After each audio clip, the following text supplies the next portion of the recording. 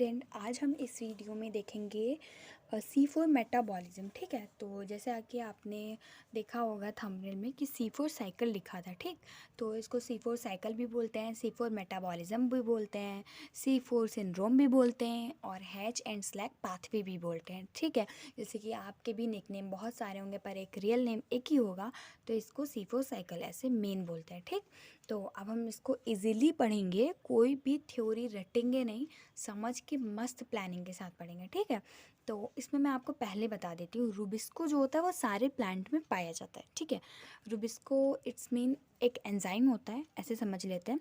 तो रुबिस्को सारे प्लांट्स में प्रेजेंट होता है, पर सारे प्लांट्स 3 PGA नहीं बना सकते।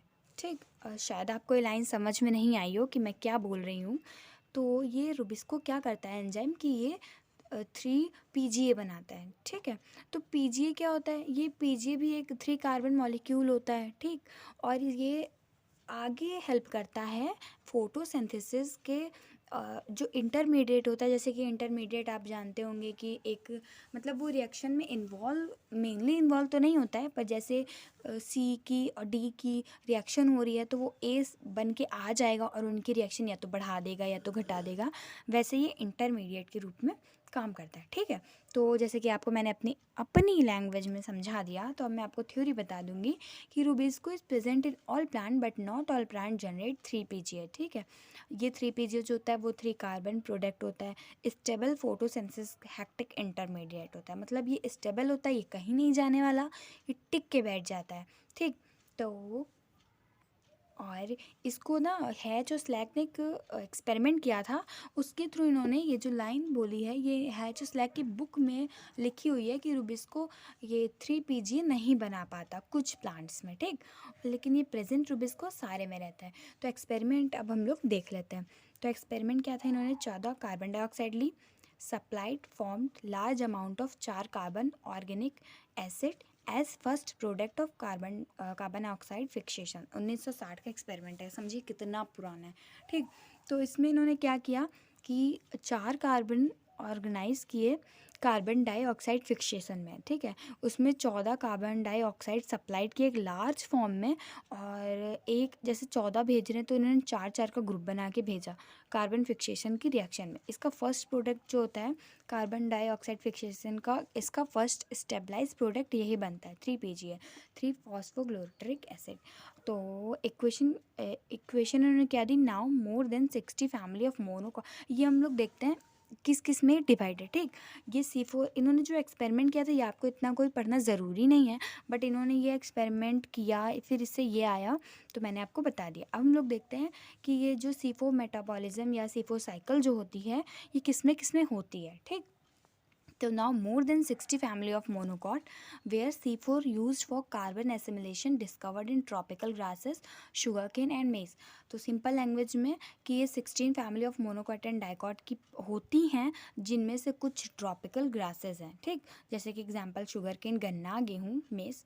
ठीक, मोनोकॉट में क्या आता है, मेज, शुगर केन, ग्रैमनी, ये इसके एग्जाम्पल है जिसमें C4 साइकिल हमारी इसमें होती है। ठीक, डाइकॉट में एमेरेंथेसी फैमिली, कोनोपोडिएसी, कंपोजिटी को हम लोग एस्टेरिएसी बोलते हैं, यूफोबिएसी, निक्टेलिएसी। ठीक है, बॉक की फैमिली। तो नेक्स्ट हम लोग देखते हैं, main specific characteristic of C4 plant is that leave of it show chloroplast dimorphism and kranz anatomy. Kranz आप लोग शायद जानते होंगे कि जब हम लोग एक गोल सा गुच्छा, जब हम लोग के आर्मी में, नेवी में या डिफेंस में किसी भी ब्रेव सोल्जर की डेथ हो जाती है, तो उसे एक ऐसा गुच्छा बड़ा सा पहनाया जाता है। ठीक, तो उसको क्रैंस बोलते हैं। ठीक, तो क्रैंस एनाटमी मतलब इसमें जो होता है क्लोरोप्लास्ट और जाइलम फ्लोएम ऐसे ही राउंड राउंड शेप में होते हैं। ये किसका कैरेक्टरिस्टिक है, ये C4 प्लांट की, जिसमें लीव्स में C4 साइकिल हो रही है, उसका ये एक मतलब जिसे बोलते नहीं सिग्निफिकेंस है कि हाँ मेरे को आपकी आदत ये पता है कि आप यही हो। ठीक, तो ये सिग्निफिकेंस है। अब नेक्स्ट हम लोग देखेंगे chloroplast and mesophyll cell are smaller in size and lack of rubisco. ये हम आपको दिखा रहे हैं कुछ सिग्निफिकेंस की, जिसमें आप पहचान सकते हो अपनी आँखों से देख के कि C4 मेटाबॉलिज्म या साइकिल हो रही है या नहीं हो रही है, ठीक। तो chloroplast and mesophyll cell are smaller in size and lack of rubisco while in bundle sheath larger chloroplast is present. Usual chloroplast of C3 plant in example rubisco is absent present, ठीक। Next है हम लोग का the C4 pathway of carbon dioxide fixation is based on a complex interaction between mesophyll cell and bundle sheath cell. mesophyll cell between bundle sheath cell, तो इसमें mainly जो C4 pathway होता है वो कार्बन डाइऑक्साइड फिक्सेशन पे होता है। और ये कार्बन डाइऑक्साइड फिक्सेशन किस पे बेस्ड होता है कि मेसोफिल सेल और बंडल शेल सेल के बीच में जो इंट्रैक्ट हो रहा है, ठीक। तो pathway involve initial bicarbonate fixation in outer mesophyll cell and transfer it form to bundle sheath cell and release carbon dioxide for subsequent fixation in Calvin cycle, ठीक। Carboxylation and decarboxylation step occur in cycle is called Hatch and Slack pathway after it discover Marshall D. Hatch and C. Roger Slack, ठीक है। तो carboxylation और decarboxylation जिसमें step हो रहे होते हैं जिस साइकिल में, उसको हैच एंड स्लैक पाथवे भी बोलते हैं। आफ्टर मतलब ये कब से बोलने लगे, C4 मेटाबॉलिज्म तो इन्होंने जान लिया था और फिर इसमें डी हैच और रॉगर स्लैक ने किया, तो इसके बाद इसको हैच एंड स्लैक पाथवे भी बोला जाने लगा, ठीक है। तो अब हम लोग C4 पाथवे को थोड़ा और ईजी में देखते हैं इसके थ्रू।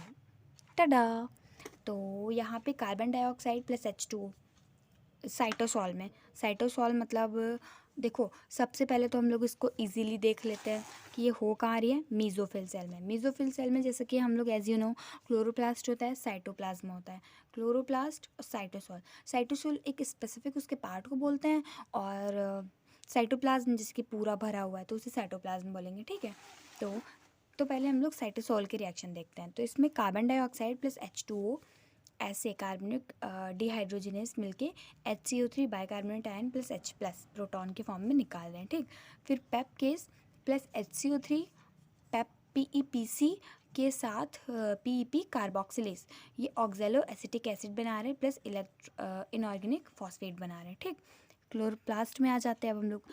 तो यहाँ पे जो हम लोग को मिला था ये OAA, ये मैलेट ऑक्साइड के साथ मिलके malate move into chloroplast of bundle sheath cell. ये जो मैलेट है इसमें क्या होगा कि हम लोग का एक NADPH क्या करेगा, NADP प्लस में निकल जाएगा। प्लस कैसे आया आपको यहाँ पे बता देते हैं, H में H जब निकला इसके साथ तो एक इलेक्ट्रॉन को निकला तो D के पास पॉजिटिव चार्ज आ गया, ठीक। और ये NADPH कहाँ से आएगा, ये लाइट रिएक्शन से आएगा, जो अभी हम लोग ने पीछे लाइट रिएक्शन पढ़ी थी। नेक्स्ट हम लोग देखते हैं जब OA के साथ ये NADP से H से NADP फॉर्म हुआ, मैलेट डिहाइड्रोजनेज ने रिएक्शन की तो मैलेट बना और मैलेट क्लोरोप्लास्ट से बंडल शील सेल में शिफ्ट हो गया, ठीक। अब हम लोग देखते हैं नेक्स्ट मैलेट, ये NADP प्लस जो हम लोग को यहाँ पे मिला था प्लस इसके साथ मिलके पायरुवेट बना लेगा प्लस कार्बन डाइऑक्साइड बना लेगा, ठीक। अब जो पायरुवेट होगा ये कहाँ होगा, ट्रांसपोर्ट ये चला जाएगा और मेटाशील सेल में, ठीक। और कार्बन डाइऑक्साइड जो होगा ये अंडरगोइंग कैल्विन सेल, ये पायरुवेट जो होगा, सॉरी फॉर माय बैक, ये चला जाएगा मेसोफिल सेल में, ठीक। अब हम लोग देखते हैं पायरुवेट का क्या हुआ। तो ये चला गया मेसोफिल सेल में, फिर पायरुवेट और ऑर्थोपायरुवेट डी काइनेज के हेल्प से, डी काइनेज क्या करेगा, ATP को ADP में फॉर्म कर देगा, ठीक है। ये पायरुवेट और ऑर्थोपायरुवेट के हेल्प से पायरुवेट प्लस PPI बन जाएगा, ये पायरो और 2-फॉस्फेट, ठीक। हम लोग देखेंगे कि ये देख सकते हैं AMP प्लस ATP मिलके डिहाइड्रेबल काइनेज की हेल्प से ATP प्लस, ये इतना इंपॉर्टेंट नहीं है। हम लोग देखते हैं they are the reason of consume more ATP as in comparison of C3 plant. मतलब जो C4 जो आपने इतना लंबा चिट्ठा पढ़ा हुआ है इसको इतना बड़ा सा, तो ये हम लोगों ने इसलिए पढ़ा क्योंकि हम लोग देख सकते हैं इस पूरे में हम लोग कोरिलेट कर सकते हैं, इसमें ज़्यादा ATP का कंज्यूम हो रहा है कंपैरिजन टू C3 प्लांट।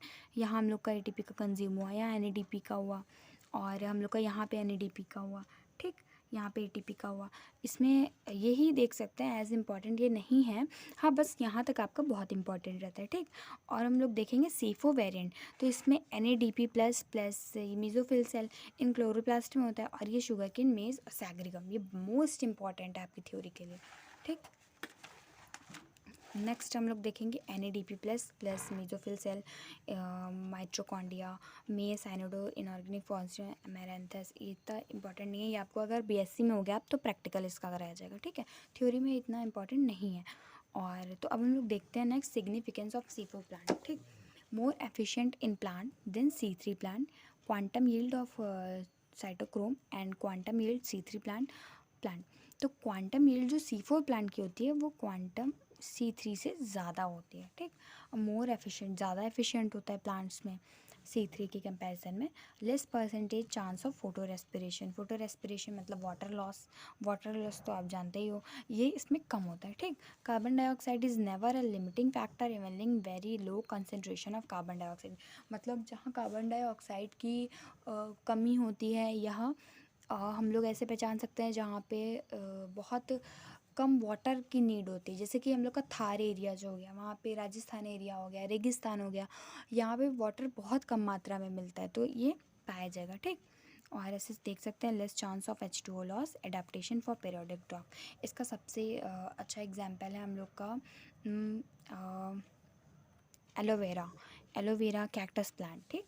तो नेक्स्ट हम लोग देखेंगे नेक्स्ट टाइम पे कैंप साइकिल।